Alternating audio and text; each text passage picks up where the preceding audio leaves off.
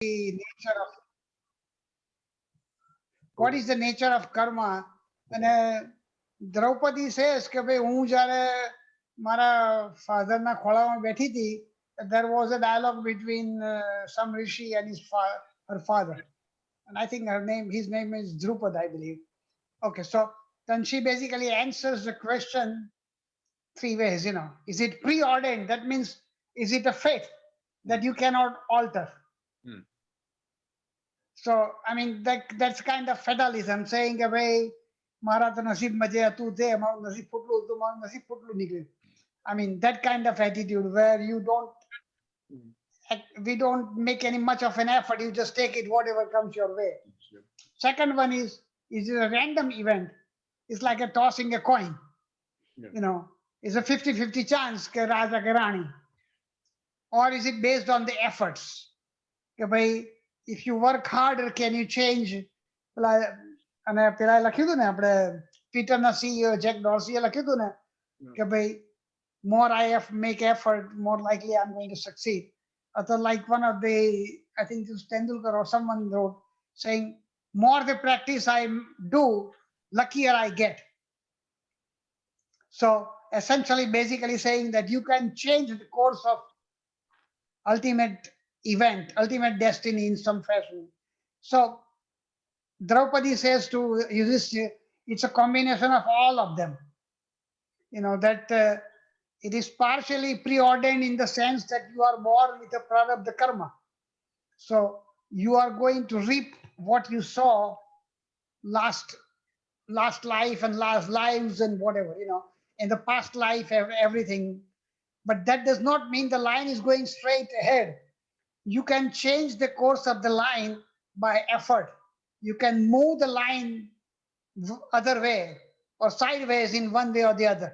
So if it's going one way, you can go this way, you can go that way, depending upon your effort. And third one is more or less random kind of thing, like similar to what stock market moves in random fashion, random walk on the Wall Street kind of thing. Though there is a direct connection between how good company is doing and the stock performance, but that's a longitudinal concept. It is not necessarily tied into day in, day out movement. It is random movement at times. So it's a combination of all of them together. So that is the answer to the question. The karma, if you think in terms of sanchita karma, whatever you accumulated will manifest in the prarabdha karma at the time of birth, which will give you a base station, whether you are born in the dugout, or you are born in the first base, or you are born on the second base, or like and Richard said George Bush Sr. was born on the third base, and he thinks that he has hit a triple. So essentially, you start in the advantageous position when you are born because of your sanchita karma, which is about to culminate in the prarabdha karma at the time. But from that point onwards, it's your effort that will make a difference one way or the other. Obviously, the force of sanchita karma will take you and bring you in the right location, but your effort will carry forward beyond that. So it's a combination of all of them together. That's the idea. I used an example when Arjun પેલો બાણ કાઢે પાછળ ભાથામાં બાણ હોય, so just think about it, that every kind of arrow is different. Let's presume for a minute, when he puts his hand in the back, he doesn't know which arrow is going to pick up. Now when he shoots the arrow, he has put a pointer at the right location, but he has no control over the wind factor after it goes through. So once the arrow is shot, the wind factor can make a difference going one way or the other. He doesn't have a control over which arrow is going to take out from the backpack. He has a control over his action in terms of when or where he shoots. But from that point again, he may lose the control. If the wind blows really hard, the arrow may not reach the right direction, or at least right location as he wanted it to be. So there are some variable factors that as well as your effort. Obviously, practices more, he will know the wind current he will make an adjustment based on the wind current and make a decision when to shoot it and where to shoot it. Another example that we use is if you want to cross the river and the water is flowing in one direction, you can make a judgment based on the flow of the water. If you want to go straight ahead, you may want to go slight at angle, so you reach at the right location. And if you do not, then you walk on the bank and go to the right location. You know, or you walk on the bank on your side and then change the direction based on the current. So essentially, there is some effort there, some judgment about how you want to make that work. But there are also variable factors like the current may change after you jump into water. You know, current may become really heavy or become slow. So your calculation may not necessarily hold true at every time. So you may have to adjust your speed and movement one way or the other. All right. So that's the nature of karma. That's where effort come in the picture.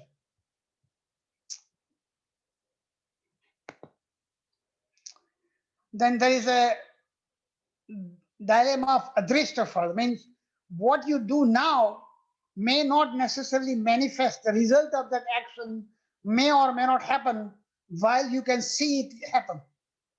So what you do at this point may have a drishtafal. That means you can see the result right away.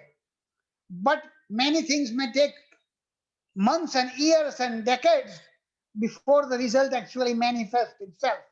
So that is adrishtafala. So it may look like a failure, or it may look like the effort did not work, but may indeed work, or vice versa.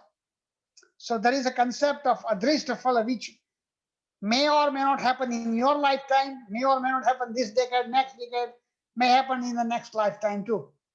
So that's where cumulated or sanchit karma comes in the picture. Okay. What is the other issue? Cannot be observed, measured, or verified by current scientific means, which is true. I mean, action reaction phenomenon is not something, karma theory is not something can be validated by scientific proof. For the simple reason, scientific proof is an instant reaction, or at least within a close proximity of action and reaction.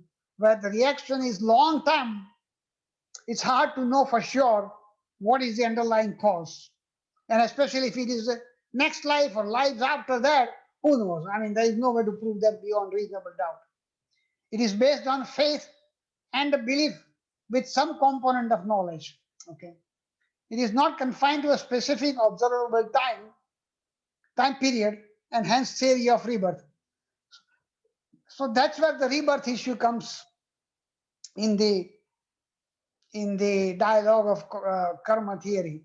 By manifestation of your action or the result of your action may manifest down the ages, down the birth cycles. And now the question is genetic mutation and adrishtafal. I mean, question can be asked, again, nobody knows for sure, is that if the child is born with a genetic defect or some genetic mutation of some kind, is it a result of past karma? Can you tie it together? Can you scientifically prove to? No, of course, no, you can't right now. But is it possible? Yeah, it's possible. So when somebody says that why a kid of Down syndrome was born, or why baby born with some chromosomal abnormality and dies quickly. So the answer to that question, at least in Hindu theology, is something like this. Okay? He had to fructify his karma for a period of time, so his death was directly because of the fact that the fructification of his karma manifested in this, and it was end of the reaction. And that's where he was paying the price for his previous action, whatever that may have been. That's an explanation. Can you make it swallow to a scientist? The answer is no, you cannot.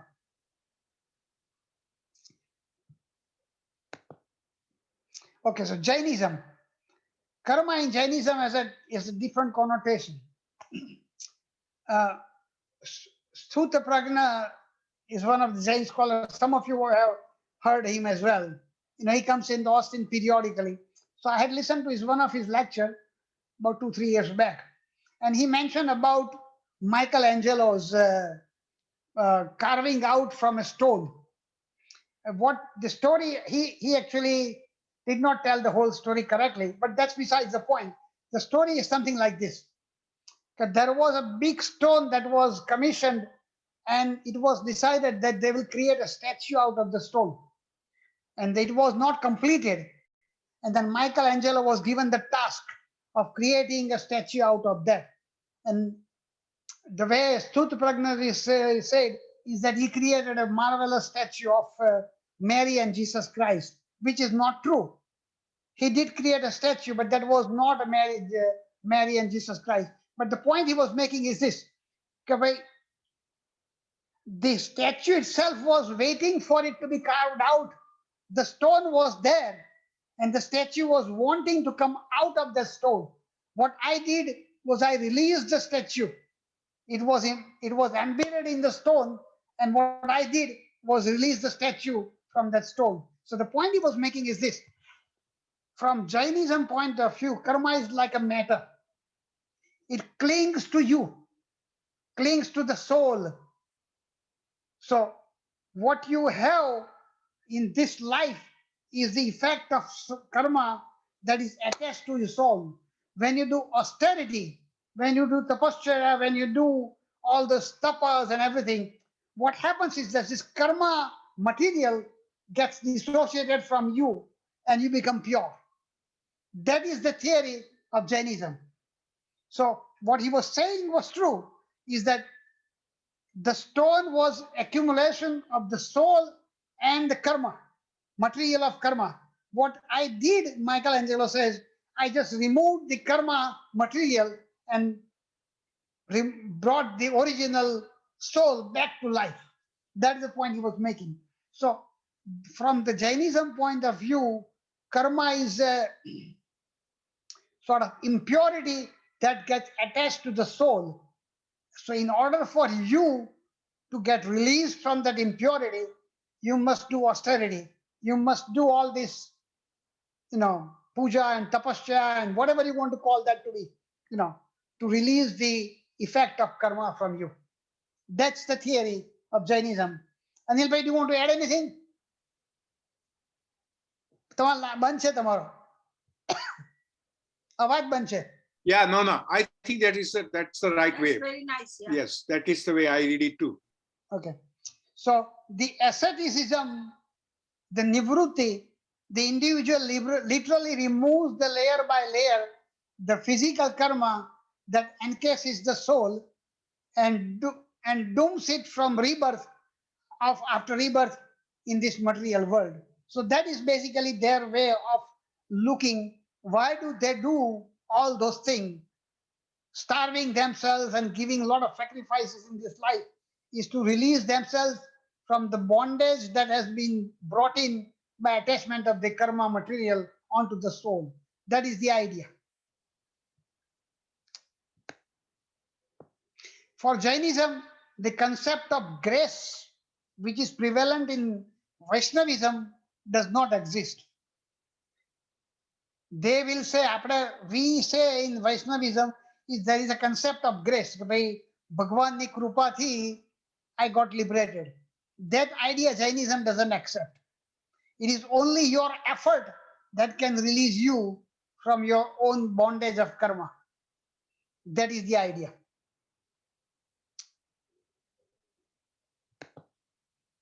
Okay, so this comes in the Karma Yoga too, but I'll just read through it.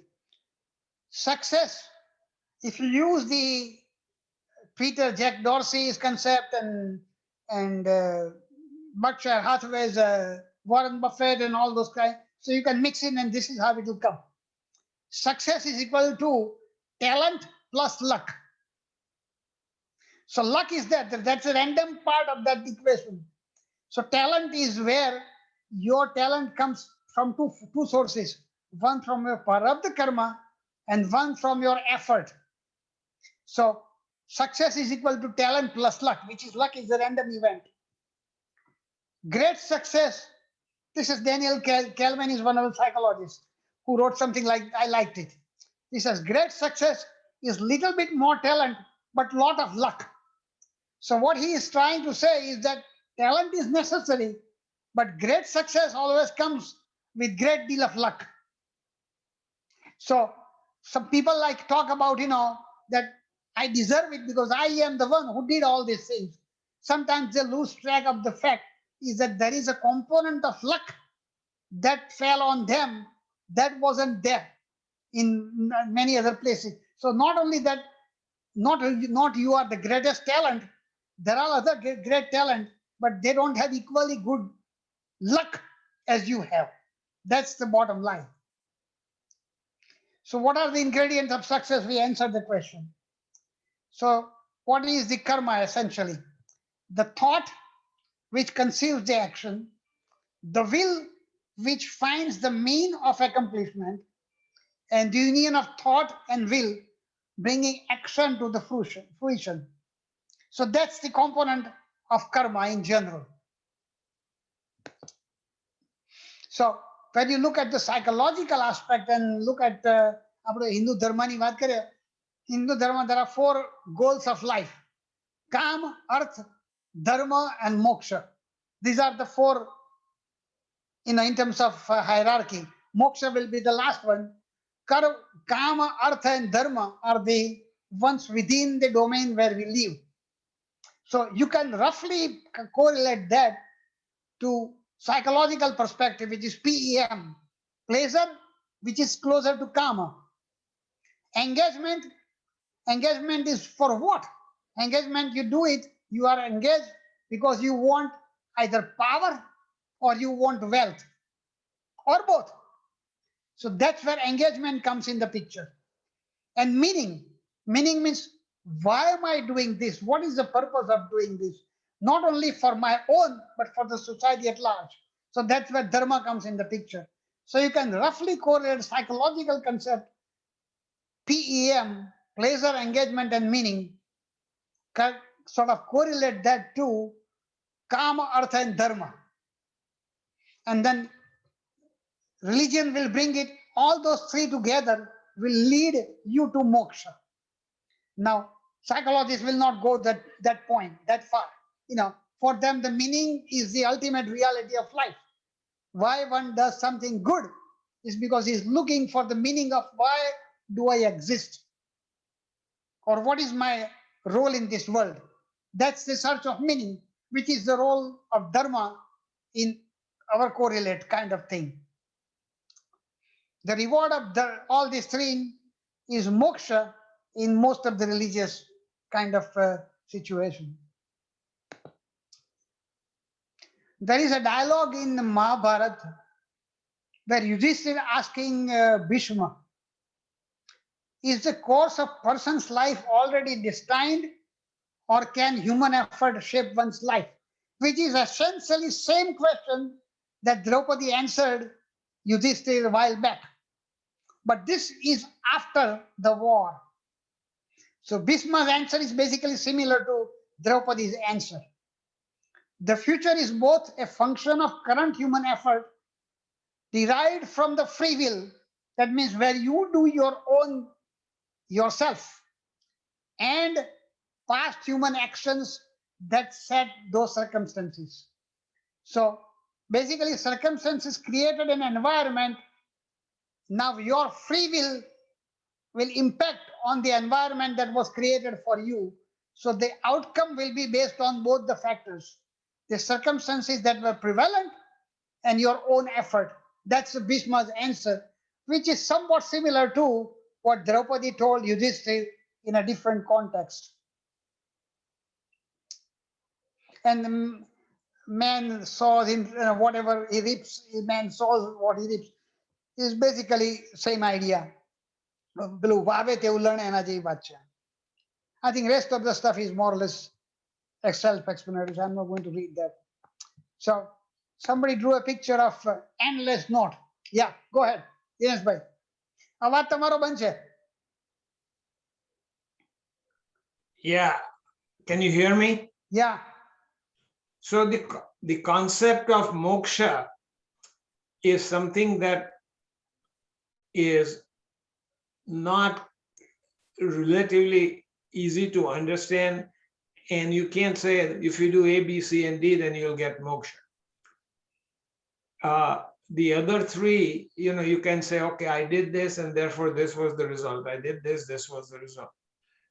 So, and that's why, as you well said, that the psychologist and the theologist, they only go to the first three and not go to the moksha, because people could challenge that till the cow come home, Right, because it's a question of shraddha again. right. And the definition of moksha, depending upon what religious system you come from, will be variable. Yes, So what Christian will want, or what Islamist will want, what Hindu will want, will be different concepts.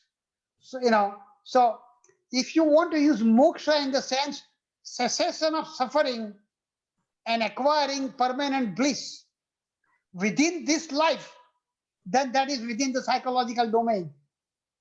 But if you say beyond this life, then they are not interested in talking about that. right.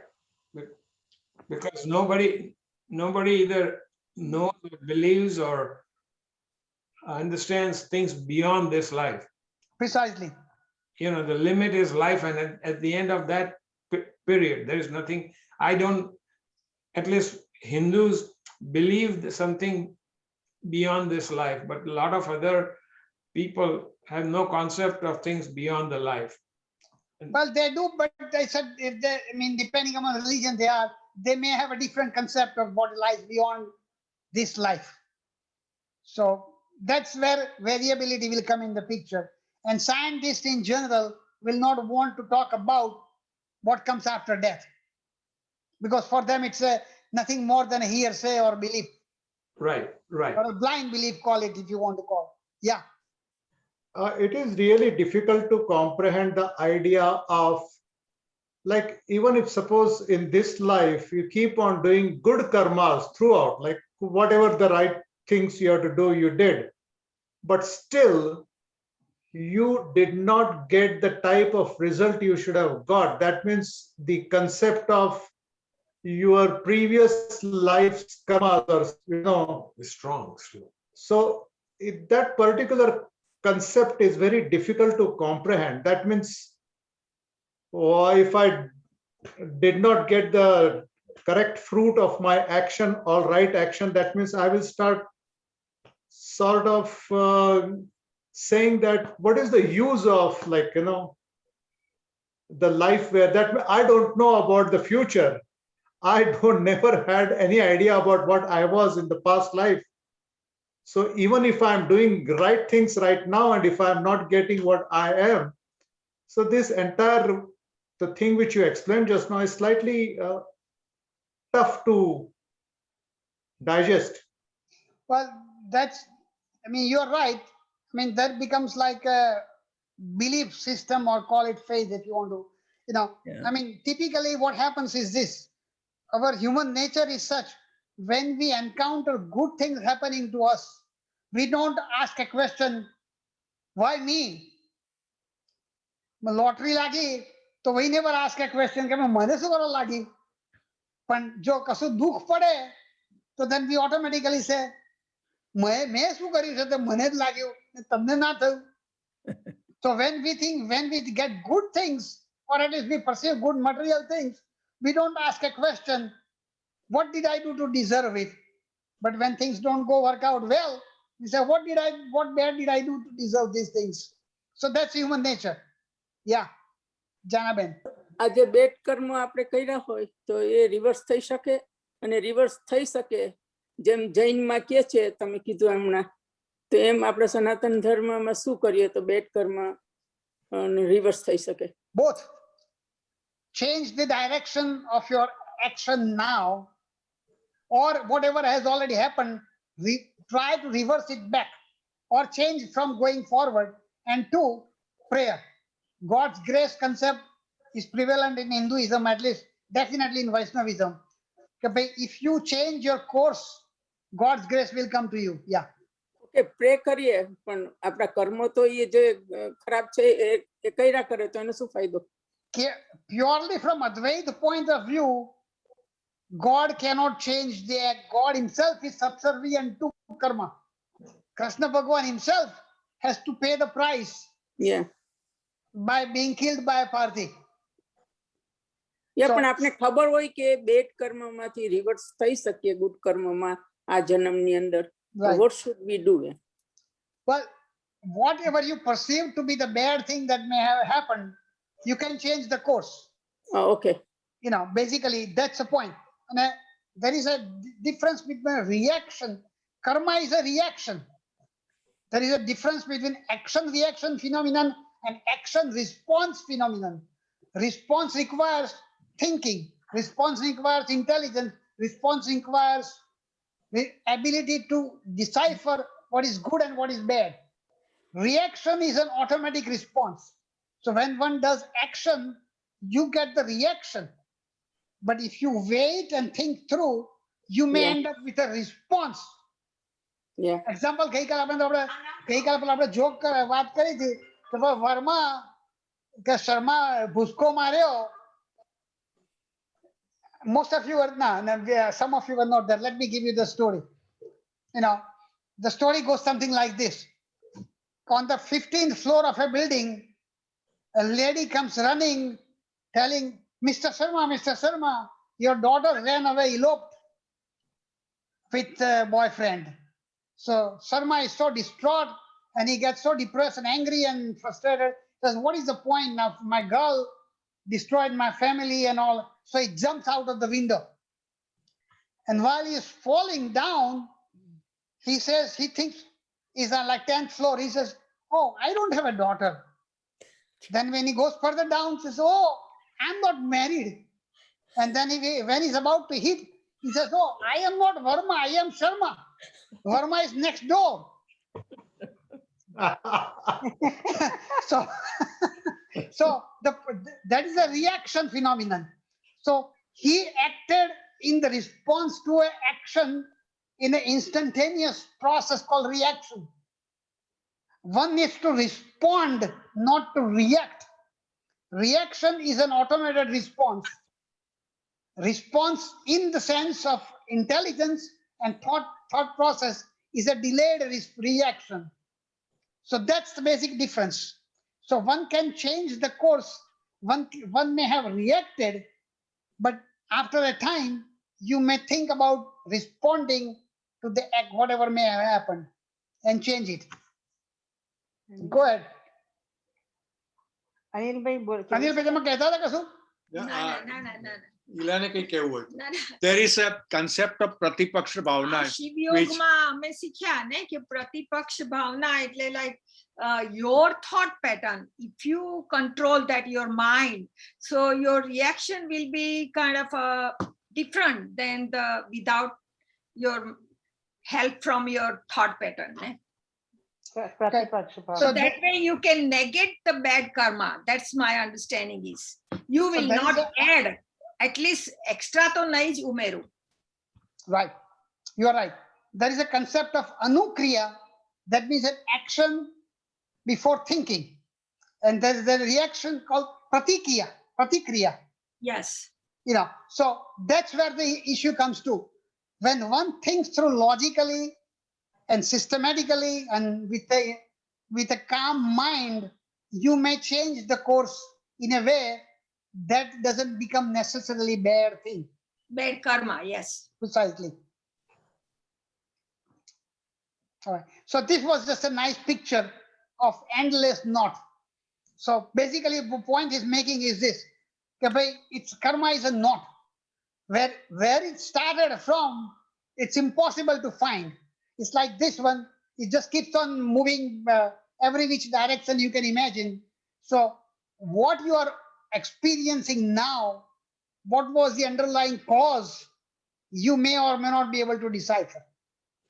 All you can do is think at that point and go forward after thinking through. That's the point. And this is an opposition of fundamentalist Christian viewpoint. So I'm just going to read through the entire slide. This is what they are being taught in the fundamental school. What is the on the says, I am the Lord your God. You shall not have any other gods besides me. That's second commandment. Okay. Then this is what it says. Stop the karma talk. Karma is purely Hindu and Buddhist concept.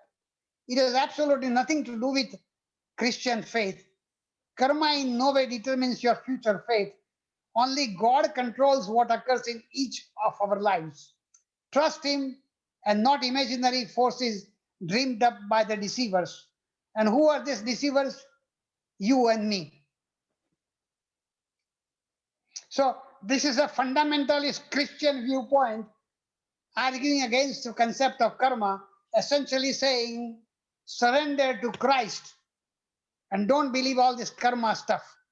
And they make a point which is a valid point, by the way, that we often use karma theory to justify the suffering of lower classes of our society.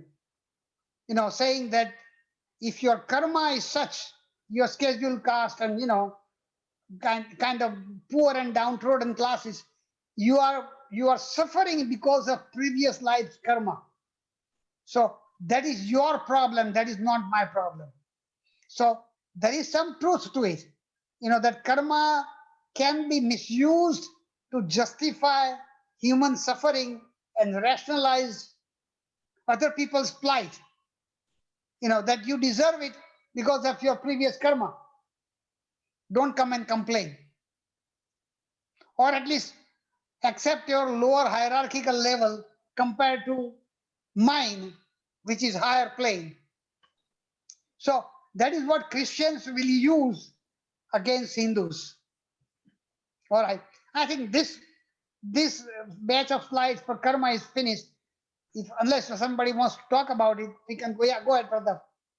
Like this is something which is slightly different thinking, but I was just like, when these jihadis do the wrong action, wrong karmas of killing themselves and killing people around them, but in their own religion and in their own understanding of the faith, they say that they did that because God told them to do it. How that concept actually fit into our philosophy of karma, good karma or bad karma? Well, let me put it this way. I was just reading this week actually. There is a very nice essay by Nicholas Sutton. He's a professor in Oxford, and he is writing an essay on Gandhi's non-violence based on Gita. How Mahatma Gandhi derived the non-violent principle from Gita, where Arjuna is being goaded into the war, right? Krishna Bhagavan is telling him, go and fight this war. It is a just war. It's a dharma for the protection of dharma. This is the warfare. So now what Nicholas Sutton, and if you are interested, I'll be happy to copy and send it to all of you. What Nicholas Sutton is making a point, and I thought it was very nice. And in the last conclusion, he writes a few things. And let me summarize what he says. He says that Gandhi may have exaggerated non-violent principle from Gita because he was trying to find his preconceived notion in Gita